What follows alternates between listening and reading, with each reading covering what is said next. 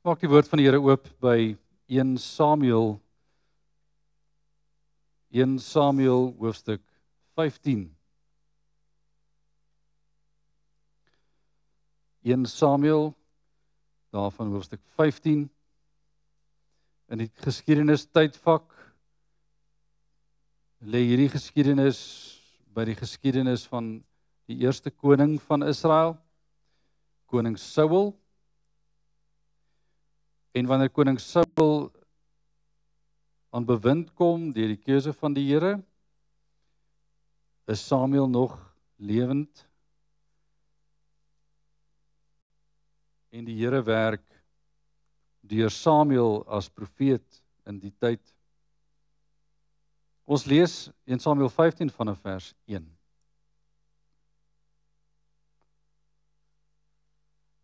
Toe sê Samuel vir Saul: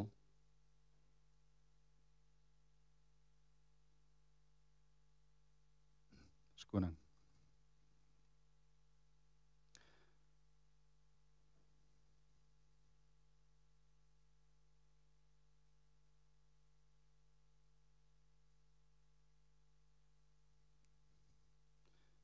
In Samuel 15 vanaf vers 1.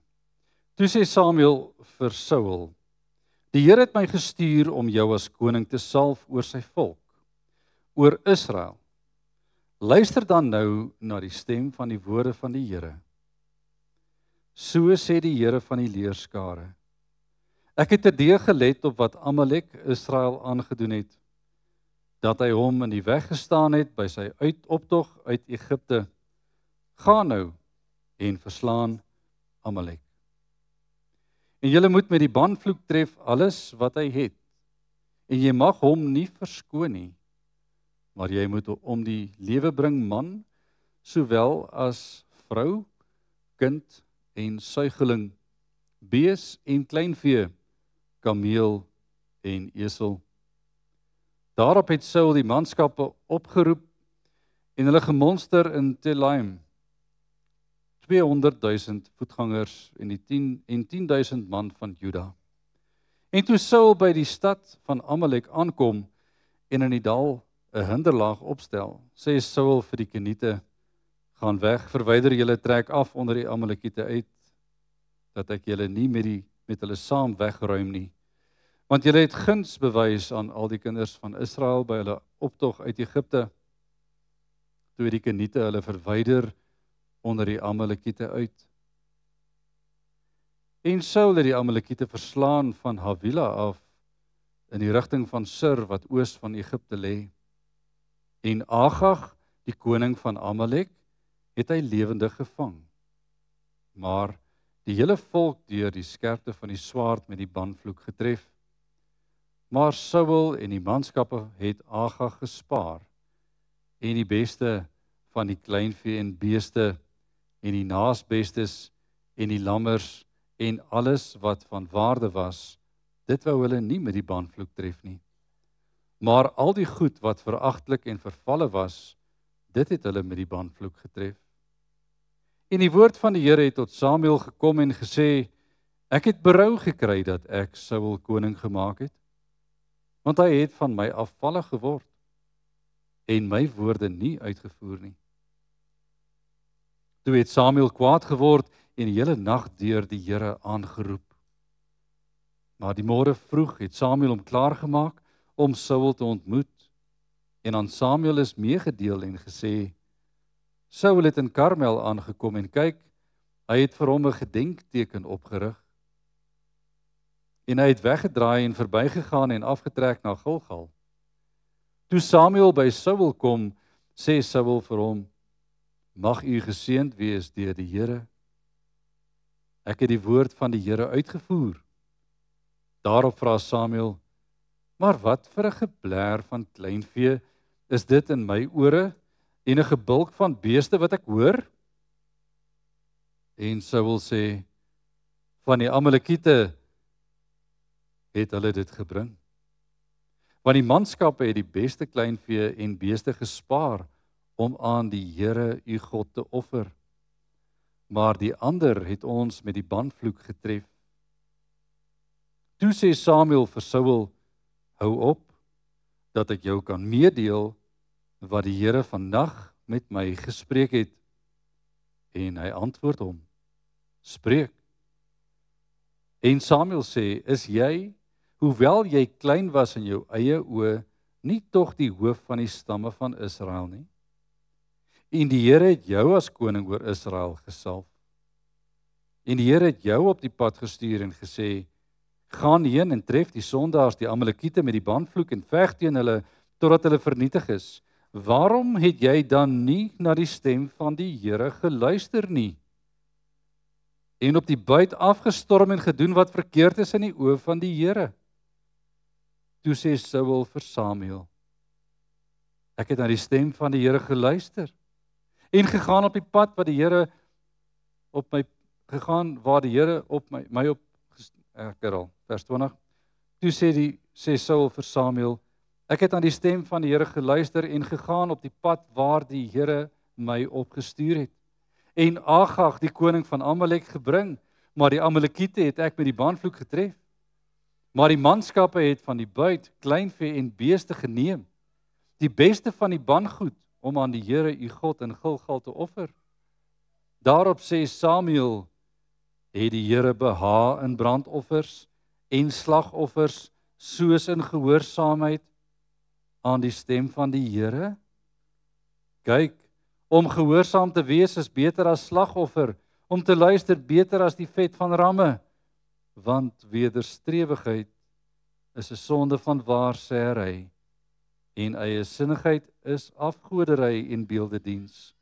Omdat jy die woord van die Here verwerp het, het hy jou as koning verwerp. Ek herhaal vers 22 en 23. Daarop sê Samuel, het die Here behaag in brandoffers en slagoffers, soos in gehoorsaamheid aan die stem van die Here? Kyk, om gehoorsaam te wees is beter as slagoffer, om te luister beter as die vet van ramme, want wederstrewigheid is 'n sonde van waarsêry, en eiesinnigheid is afgodery en beeldediens. Omdat jy die woord van die Here verwerp het, het hy jou as koning verwerp.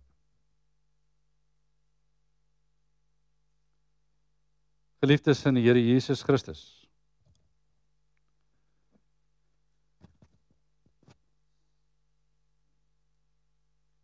wie van ons het groot geword sonder die frase, het jy nie gehoor wat ek vir jou gesê het nie? My seun of my dogter, ek het uitdruklik vir jou verduidelik, vertel, gewys selfs, het jy nie gehoor wat ek vir jou gesê het nie. Maar ek het. Maar jy het dan nie gedoen wat ek gesê het.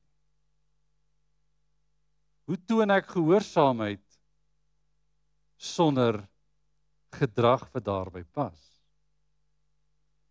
Hoe toon ek gehoorsaamheid sonder om te luister?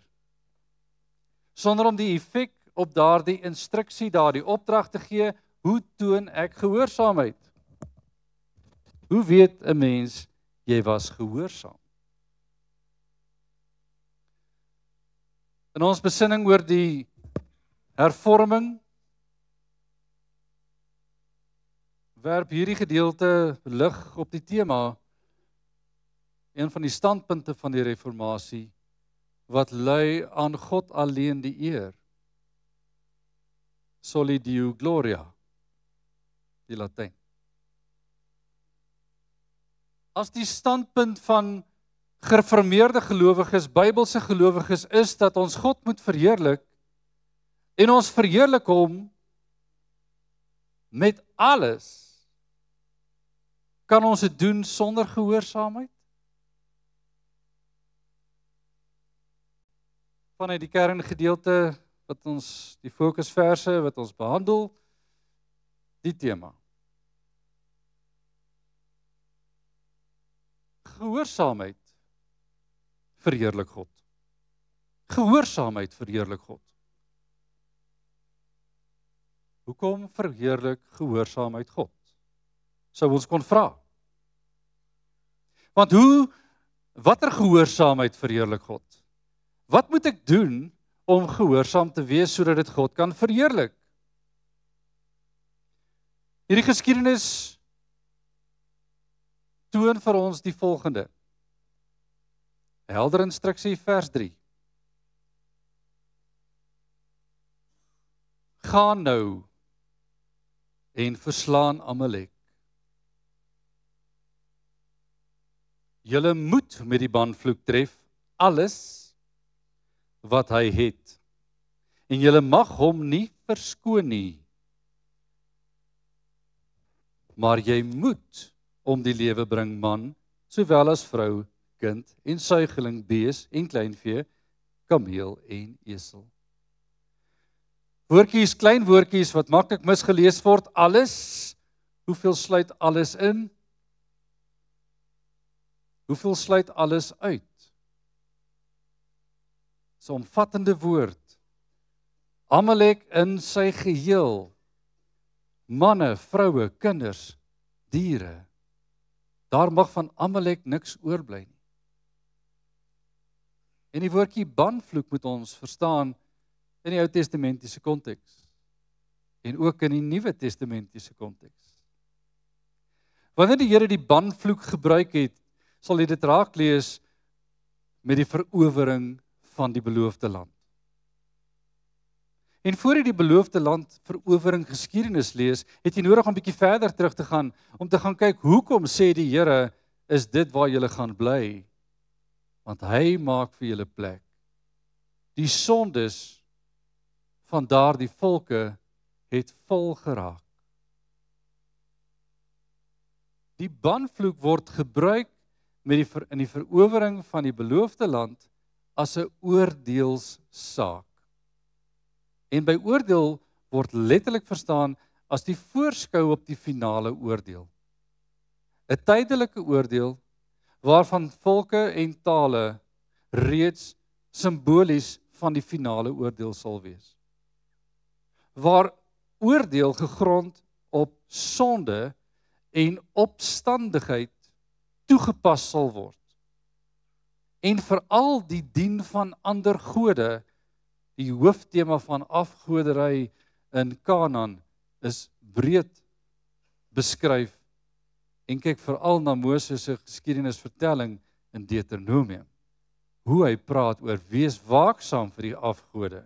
Wees waaksaam vir die afgode. Wees waaksaam vir die afgode. Wees waaksaam dat jy nie vergeet wie die Here jou God is nie. Wanneer die eerste saak gestel word van gaan en tref, dan is dit God wat tref. Hy gebruik die instrument van Israel om dit te doen. Hy gebruik die maghebber, die koning van Israel, as die onderkoning in Israel, want God is koning in Israel. Kyk na die heerskappy. God is koning en Saul as koning van die Here gaan en dien en hy voer die opdrag uit. Want hy is in diens van die koning van konings. En wanneer hy hierdie opdrag uit moet voer, is dit God se opdrag vir God se saak, vir sy wil. En dis wat Samuel aan hom oorgedra het. Die geskiedenis het gewys, hy gaan, hy verower, vernietig maar. Die woordjie maar kom voor in die gehoorsaamheidsopdrag. Wie word oorgeslaan? Die koning met die naam van Agag, vers 8, word lewendig gevang. Lewendig gevang. Die res word getref met die banvloek, maar nie net Agag kom vry nie, maar ook, vers 9, maar Saul en die manskappe het Agag gespaar en die beste van die kleinvee en beeste en die naasbestes en die lammers en alles wat van waarde was. Die vraag is hier, in wie se oë lê die waarde? In wie se oë lê die waarde van dit wat nie vernietig was nie?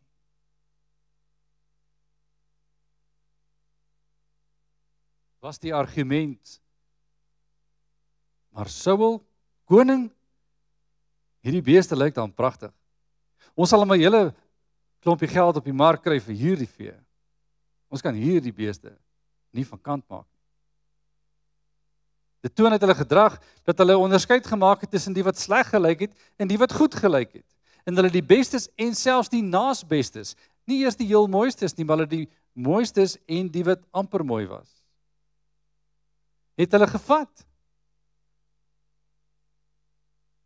En hulle nie getref met die banvloek nie. In wie se oë was die waarde? Die oë van die mens het die waardebepaling gedoen, terwyl die opdrag vanaf die Here God Almagtig steeds gestaan het, tref alles, maak dood almal, want Amalek moet met die banvloek getref word. Die eerste saak wat jy moet raak sien, is dit. Wanneer gehoorsaamheid moet lei tot aanbidding en ongehoorsaamheid tree in, is dit 'n wysing of 'n vingerwysing na 'n geloofsprobleem. Dit wys na 'n geloofsprobleem. Geloof word sigbaar in die gehoorsaamheid en gevolglik die aanbidding van die God van hemel en aarde. Maar die keuse word gemaak deur die aanbidders om nie te luister vir die God wat hulle moet aanbid nie. En hulle wil hierdie saak gebruik. Wat doen hulle met hierdie vee? Wanneer die argument na vore kom en Samuel die saak konfronteer, vra hy die vraag baie reguit. Samuel konfronteer baie reguit. Hy vra vir hom. Nog voor hy kan vra, sê Saul, en hoor die hart van hierdie man, hoor die hart van Saul. Vers 13, toe Samuel by Saul kom, sê Saul vir hom, mag u geseënd wees deur die Here, ek het die woord van die Here uitgevoer. Jy sal onthou in die teks het daar gestaan, Samuel was woedend die vorige nag en het homself in gebed en smeking voor die Here gehou die hele aand. Dit was sy voorbereiding vir die gesprek wat hy moet voer die volgende dag. Want die Here was ongelukkig met die koning van Israel, want sy geloof het 'n afvalligheid getoon en die res van die volk wat onderdanig was aan die koning sou dieselfde pad stap, want die koning stap so 'n pad. Hoor die effek van konings, hoor die effek van maghebbers op die geloof van ander. Dis nie verniet dat daar in Levitikus 1 beskrywe word dat die offer van die vermoëndes, die rykes, die sterkes in die samelewing moet die grootste en swaarste offer wees, want hulle invloed is die grootste. Hulle invloed is die grootste, so jou prys wat jy moet betaal is die duurste. Dit moet jou die meeste kos, want jy die meeste mense afvallig gemaak.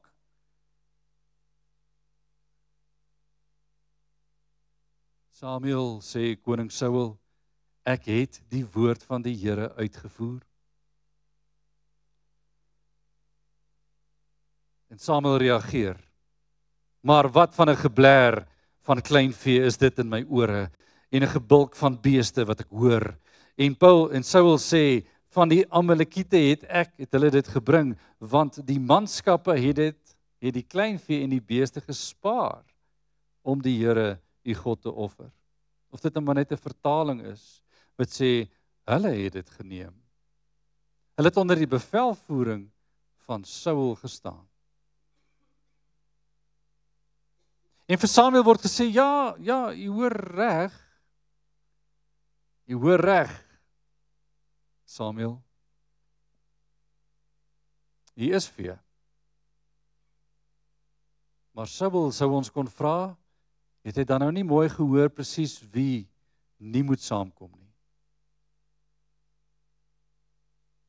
Want die koning is ook gespaar. En hier is vee gespaar. Die leier van die ongelowige opstandige Amalekiete is ook gespaar.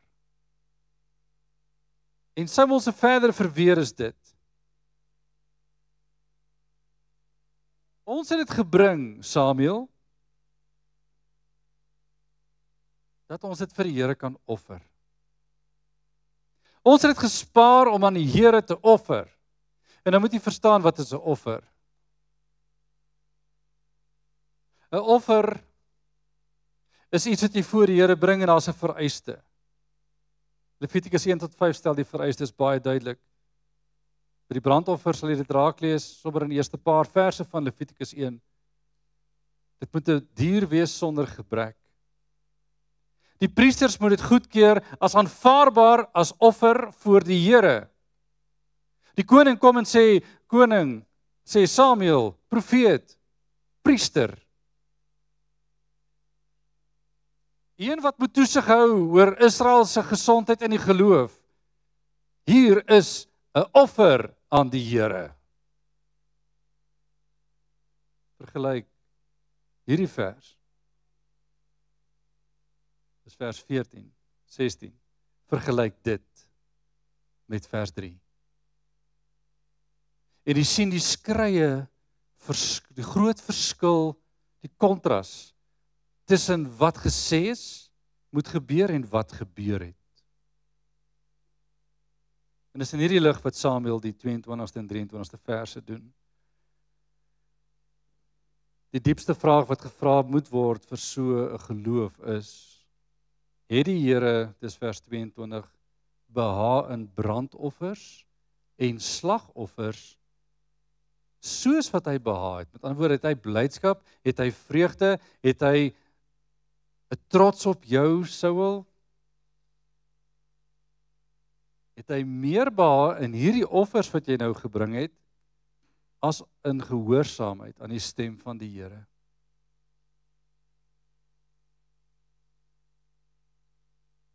En vir elkeen wat hierdie teks hoor, sal sê, ag, is net Saul wat dit doen. Dis daarom net Saul wat dit doen. Ons doen nie sulke goed nie. Die kerk van die Nuwe Testament het glad nie sulke probleme nie. Kyk, ons het nie eers offers nie. Ons sukkel daarom nie met offers nie. Net Saul het hom hier droog gemaak deur te sê, goed, hierdie offers wat eintlik die banvloek moet wees, 'n veragtelike offer, 'n nie aanvaarbare offer voor die Here, een wat eintlik 'n oordeelsdaad moes deurgaan, wat deur die Here gestraf was as 'n oordeelsdaad, dit kan jy nie as 'n offer bring nie. Jy mag onder geen omstandighede so 'n offer aan die Here gee nie. Jy kan nie gaan steel en sê, hier is my dankoffer vir die kerk. Ek mag steel en dan gee ek daarom vir die kerk, dan die kerk daarom iets gekry daaruit nie. Ek kan die saak van die Here nie dien met 'n sondige, onaanvaarbare offer nie. Ek kan nie aan die een kant 'n ding doen wat teen God se wil is en aan die ander kant sê, hier is my offer aan die Here met daardie selfde saak. Want dan is ek besig met 'n ander godsdiens. En dit is die eerste saak van hierdie teks wat ons moet raak sien. Wanneer gehoorsaamheid God verheerlik, toon dit geloof in God. En die tweede saak wat hierdie teks vir ons aandui, is dit.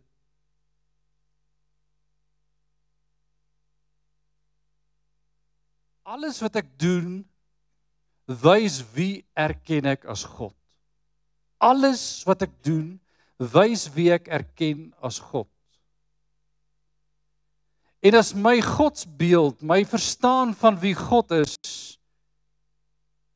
nie reg is nie, dan is ek besig met afgodery. Heidelbergse Katekisme Sondag 34 stel dit soos volg. Vraag 95. Die vraag is duidelik, maklik. Wat is afgodery? Gegrond op die eerste gebod, uit die gedeeltes wat beskryf hoe die wet van die Here werk en wat dit beteken. Die eerste gebod sê in breë trekke, daar is net een God. Ons kinders kan daardie een onthou. Die eerste gebod van die wet van die Here sê, daar is net een God. Nou wat is afgodery dan, nadat ek moet hoor, daar is net een God? Afgodery is, nie antwoord lees, afgodery is om in die plek van die enige, daar is net een, om in die plek van die enige ware God wat hom in sy woord geopenbaar het, of naas hom iets anders te versin of te hê waarop die mens sy vertroue stel. In gewone Afrikaans. Afgoderry is om enige iets te neem en dit so belangrik te maak dat dit in die plek van God se beeld staan. Dit vul my gedagtes so dat dit is wie God is in my gedagtes. En dit moet verskil met wat God in sy woord sê. Prakties, so sê die Here maak jy, sê Samuel, so doen ek. Maak dit saak of die Here die offer as 'n banvloek gaan sien. As ek gesien het wat hy gesê het, is verheerliking maklik, maar jou afgod is sigbaar, Saul. Want waarom bring jy verban goed, weggooi goed, vernietigde goed, en bring dit in die heilige ruimte, 'n afgesonderde ruimte, 'n aanbiddingsruimte, en sê dis aanvaarbaar vir die Here, terwyl dit nie is nie. Waarom, Saul? Wanneer jy 'n afgod in die ruimte inbring, is jou gedagtes gevul en jou woorde en dade strook daarmee, dat wie God is, nie volgens sy woord is nie. Kyk mooi na die 23ste vers, wat hierdie gedagte onderstreep. Dis die inhoud van die 23ste vers. Want wederstrewigheid, dit beteken om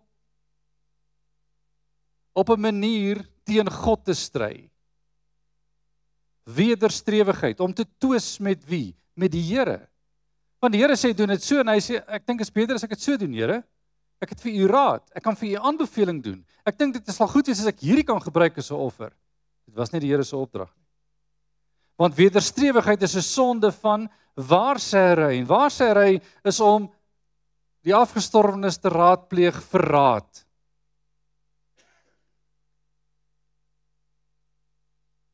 Om die towenaars te gaan vra soos die farao vir raad. Om die duiwel te gaan smeek en sê vir my, wat gaan in die toekoms gebeur?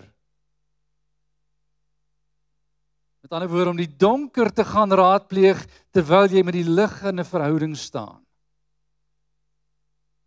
Daar is nie plek vir die donker in die lig nie, in die lig van Johannes.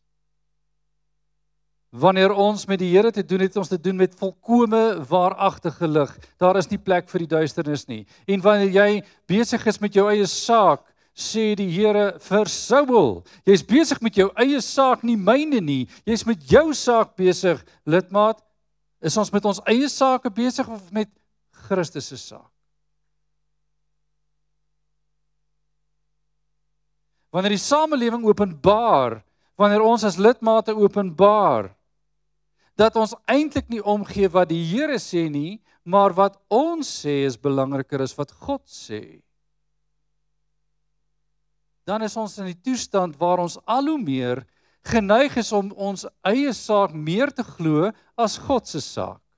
Dan word ons saak die grootste saak. En wanneer my saak die grootste saak is, is ek nie in diens van die koning nie, maar ek word self die koning. En wanneer my eer gegroei het, dan is God se eer nie meer waar hy moet wees nie. En dan het ek myself begewe by hierdie punt. Wanneer ek stry met God se wil en my eie wil laat geskied, is ek besig met my eie godsdiens. Eie sinnigheid. Eie sinnigheid. Ek sien dit so, ek is reg, jy is verkeerd. Ek sien dit so, jy is verkeerd, ek is altyd reg. Eie sinnigheid. Wie het dit nie al gedoen nie? Wie is nie geneig om jouself eerder te glo as 'n ander? Party gooi dit oor die boeg van selfvertroue. Dit is so maklik in die natuur van die mens om te doen wat reg is in jou eie oë, want dis hoe ons begin. Dis ons natuur. Dis hoe dit lyk. Dis vir ons maklik om dit te doen. Ons wil nie doen wat God sê nie. Ons wil doen wat ons sê, want ons dink altyd tweede aan God, behalwe as hy deur sy gees in ons lewe werk en ons 'n ander perspektief gee oor wat moet ons doen. En die koning het illustreer wat Samuel sê. Ons is in die plek van banvloek. Ons is op die slagveld van doodmaak.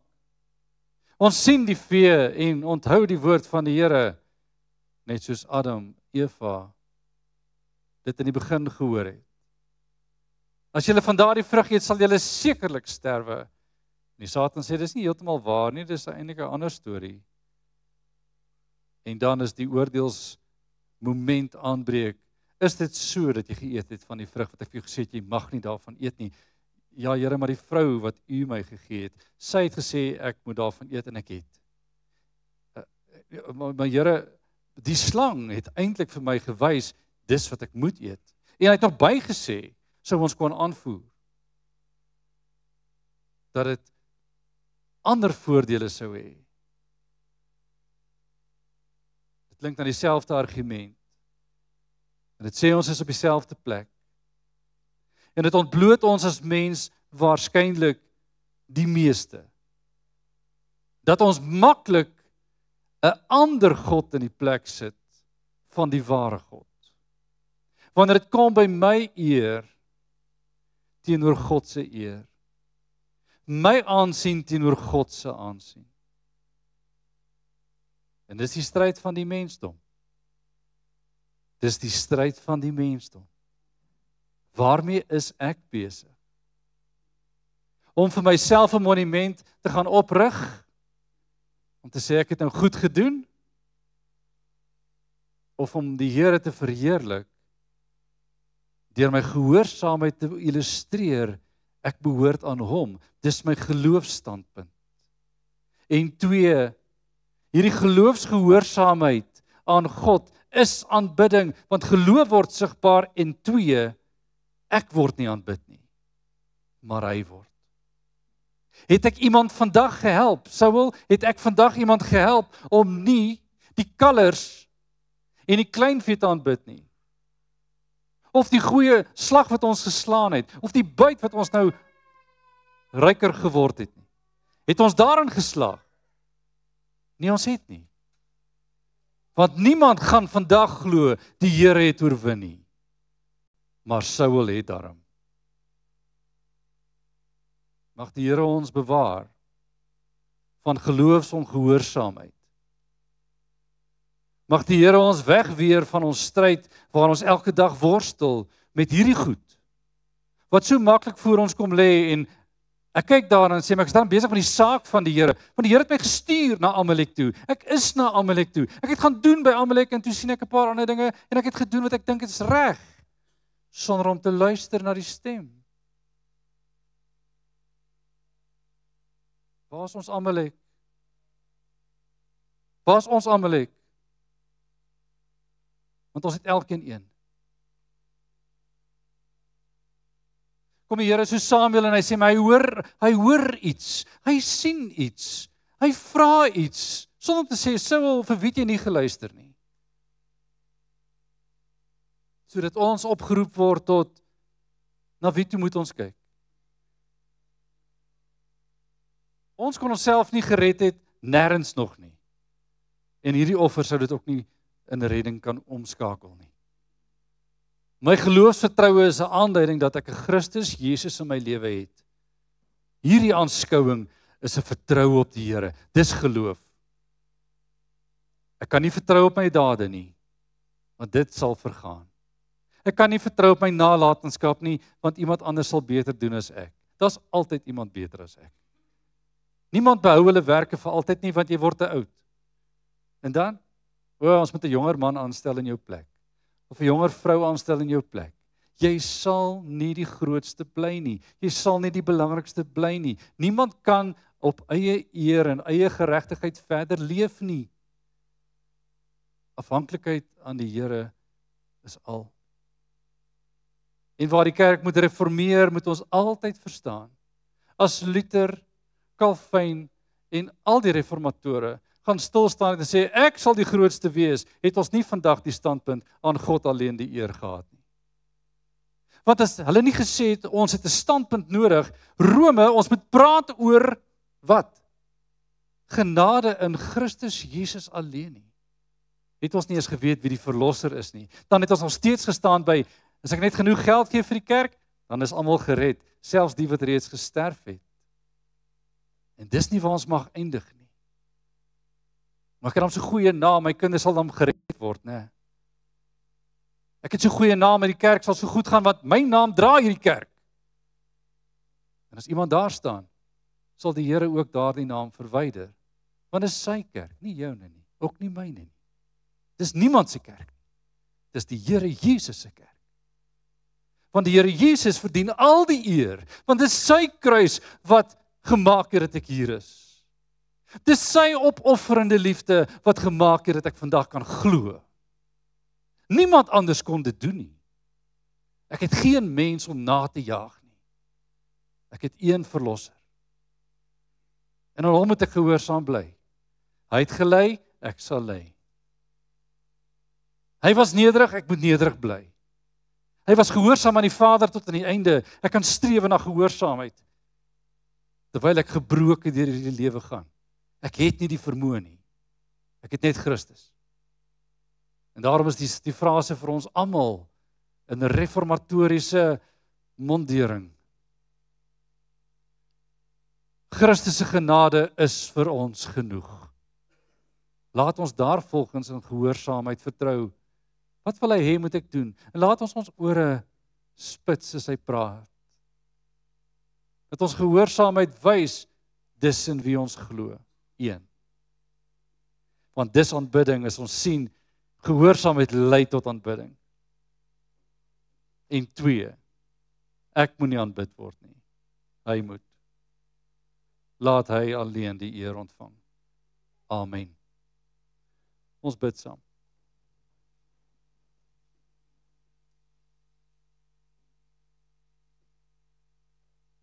O Here, ons Here,